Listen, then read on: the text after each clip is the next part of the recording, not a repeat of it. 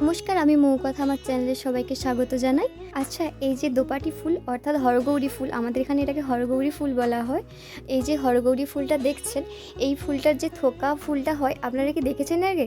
আমি কিন্তু এর যে সিঙ্গেল পাপড়ি হয় সেই পাপড়িরই ফুলটাই দেখেছি। আমি তো আপনাদেরকে আগেই বলেছিলাম যে আমি হরগৌরী ফুলের যে গাছগুলো এনেছি সেগুলোর কী কী কালার রয়েছে আমি কিছু জানি না।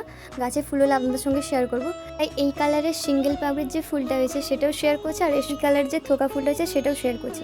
আর এই একটা কালার দেখুন, আমি যখন গাছটা এনেছিলাম ওখানে বলেছিল অনেক কালারের কথা, এই কালারটার কথা বলেনি। আমি যখন হঠাৎ দেখলাম যে গাছটাতে এই কালারের একটা হরগৌরী ফুল হয়েছে, একটা নয় অনেকগুলোই হয়েছে, প্রথম আমি দেখলাম, তখন ভাবলাম যে একটা ভিডিও করি আপনাদের সঙ্গে শেয়ার করব।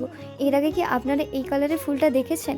এই কালারের ফুলটা না অসাধারণ। এই কালারের হরগৌরী ফুলটা, সাদা কালারের হরগৌরী ফুলটার ভিডিওটা আমি আগেই শেয়ার করেছি।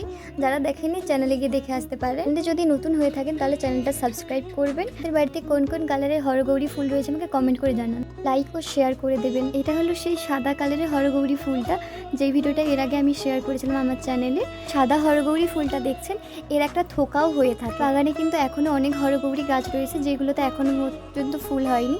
ফুল হলে আপনাদের সঙ্গে সেই ভিডিও শেয়ার করবো, আর কোনটা কী কালার হয় সেটাও বলবো আপনাদের।